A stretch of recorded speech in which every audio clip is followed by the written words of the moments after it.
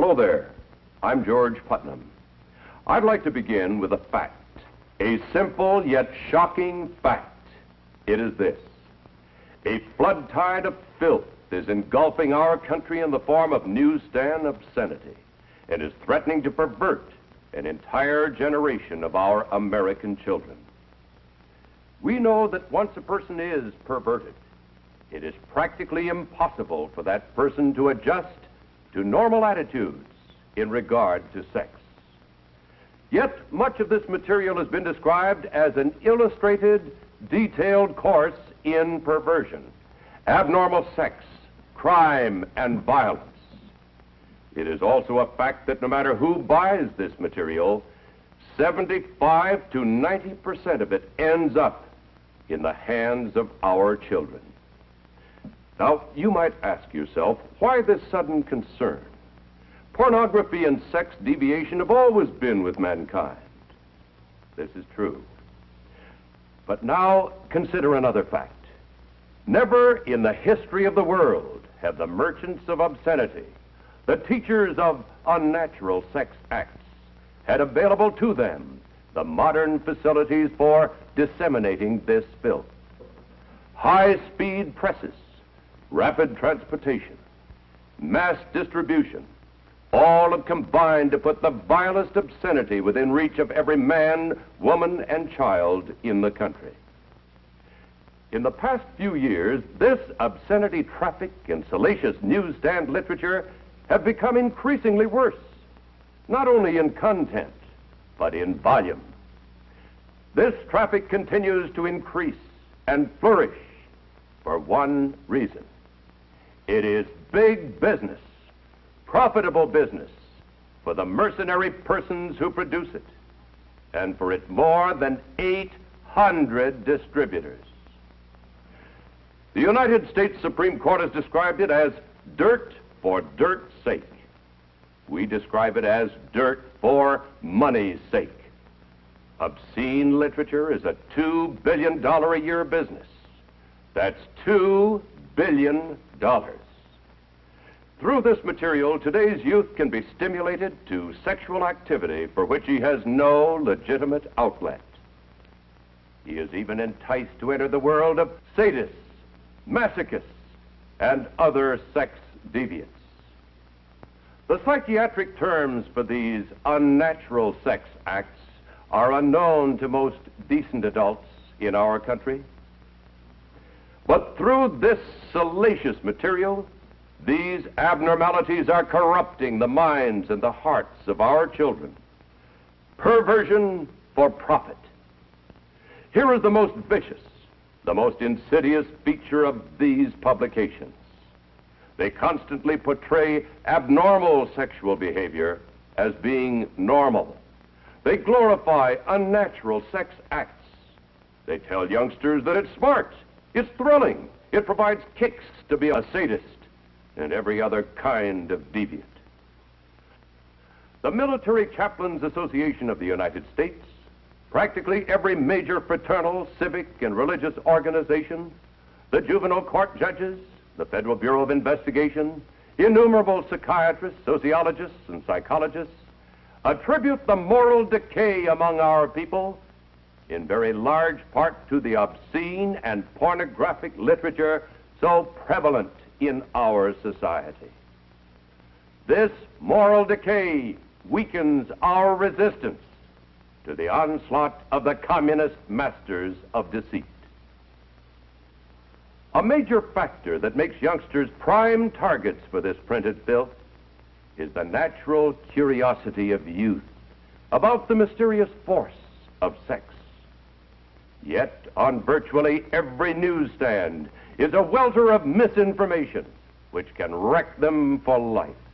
And it is important to realize that even if you knew that your own children would never, under any conditions, buy or read this material, if you knew this, and you can't know this, you must realize that they are constantly exposed to those who do read this material and who might be triggered into compulsive acts of sex violence.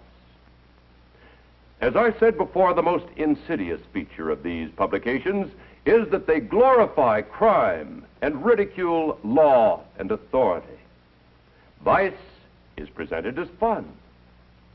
This warped idea of fun has contributed to the fact that 1 out of every 20 children born in the United States last year was illegitimate.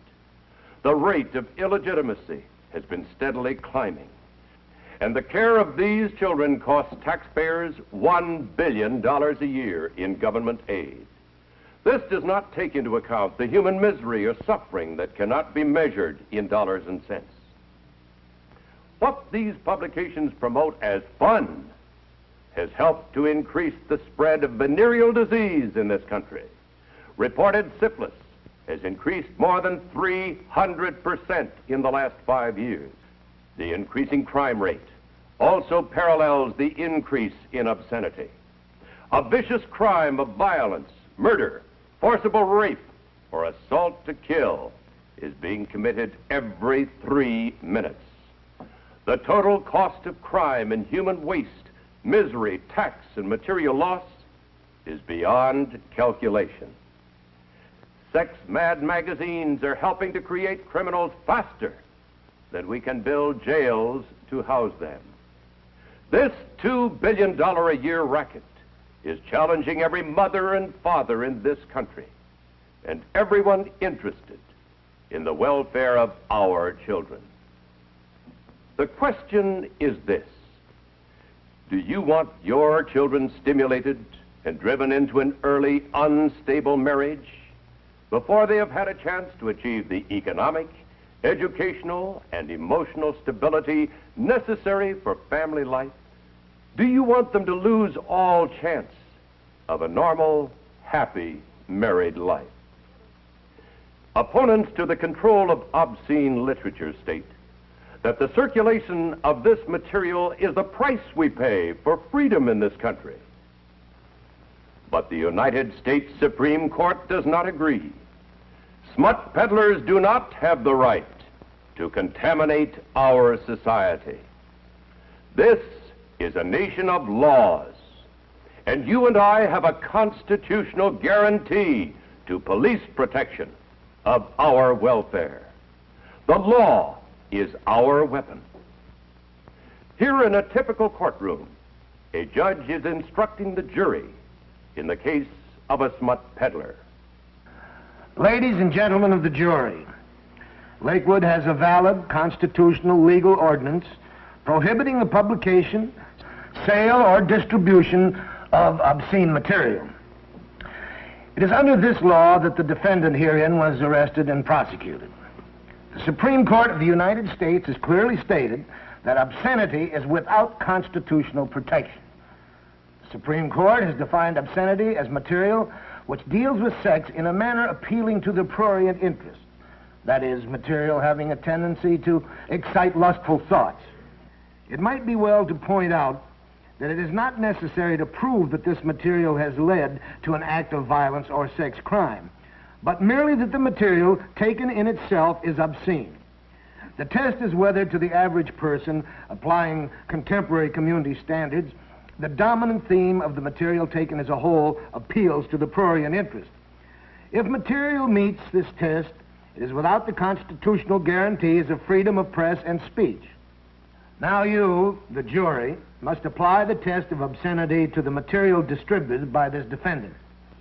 You, ladies and gentlemen of the jury, are the sole triers of the facts in this case. The application of this legal test to the evidence is to be made by you and you alone. You, in effect, by your decency, determine the level of morality in this community. You, indeed, are the peers of the community. And so, my friends, the question is whether you consider publications, samples of which you have seen in this film, to be below your community standards. To find the answer, ask yourself these questions. Would you display this material on your living room table? Do you find such material in the living rooms of your friends and neighbors? Would you read stories from these publications to your family or friends? Would you undertake to sell this material from door to door? Of course you would not. Your community standards are far above this depraved material.